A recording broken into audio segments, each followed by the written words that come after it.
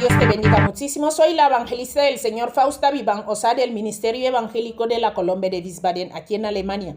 Y como ya sabes, hacemos meditaciones y luego venimos aquí a compartirlas contigo. Espero que tú estés contento con estas meditaciones porque así todos juntos crecemos en este libro de la ley. Recuerda que Dios nos mandó a meditar en él día y noche. Un abrazo grande y empezamos. Y hoy seguimos meditando en el libro de Miqueas, pero vamos a ir al capítulo 1, versículo del 1 al 8. Vamos allá y dice así. Leemos en la cobertura del Padre, del Hijo y del Espíritu Santo. Palabra de Jehová que vino a Miqueas de Moreset en días de Jotán, Acaz y Ezequías, rey de Judá. Lo que vio sobre Samaria y Jerusalén. Versículo 2. Oíd pueblos todos, está atenta, escucha, tierra y cuanto hay en ti.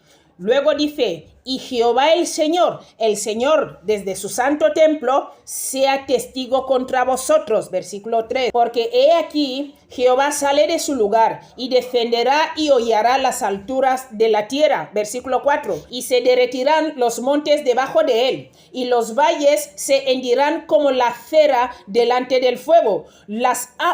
Como las aguas que corren por un precipicio. Versículo 5.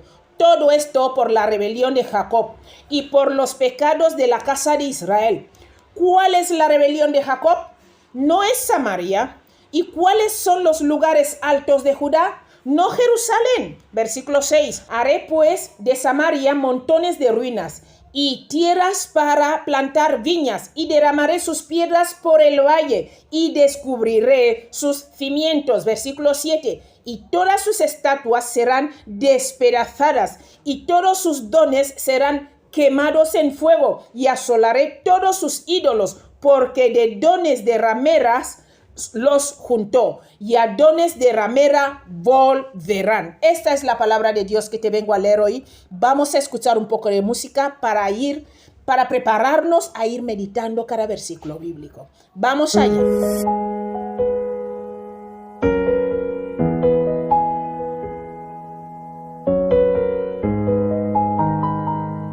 El tema lo hemos llamado Miqueas. Mi querido amigo, Miqueas sirvió al mismo tiempo que Isaías, y esto fue entre el año 750 hasta 687 a.C.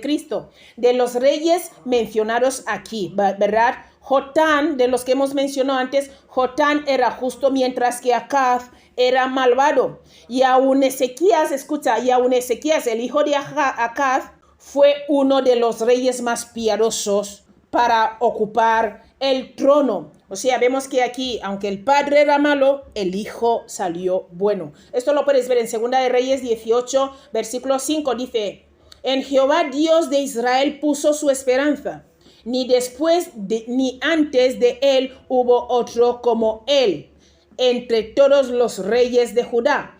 2 de Crónicas 29:2 dice, e hizo lo correcto ante los ojos de Jehová, conforme a todas las cosas que habían hecho David su padre. Vemos que Ezequías fue un rey piadoso, aunque su padre Acaz era malo. Miqueas del sur de Judá profetizó en algún momento contemporáneo de Isaías y de Oseas. Su mensaje estaba dirigido principalmente a Judá, o sea, Judá en este tiempo es el reino del sur, aunque también tuvo relación en cuanto a Israel, ¿verdad? Tuvo relación en cuanto a Israel, que era el reino del reino del norte.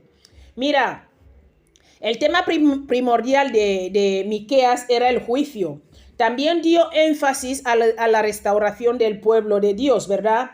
Samaria y Jerusalén, o sea, vamos ahí, Samaria y Jerusalén. Samaria era la capital de Israel, Jerusalén era la capital de Judá.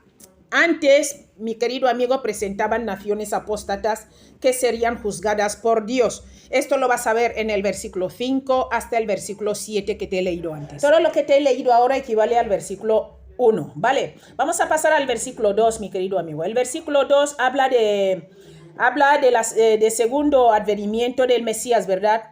Este versículo se puede leer así directamente. Adonai Jehová será un testigo en contra vuestra. Mira, el Señor que sabe de los corazones de los hombres y conoce toda intención de nuestras vidas, es verdaderamente el testigo más poderoso. Es lo que quiere decirnos aquí el versículo 2.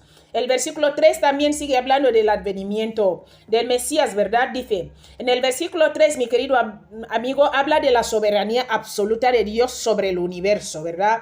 El cual Él creó. El versículo 4, aquí el lenguaje es figurativo y describe la segunda venida, como te he dicho, con la destrucción del anticristo y todos sus ejércitos por el poder omnipotente de Dios. El Espíritu Santo asemeja el poder todopoderoso que se derretirán los montes y se desmoronarán bajo él. El Señor es todopoderoso y puede hacer todo esto.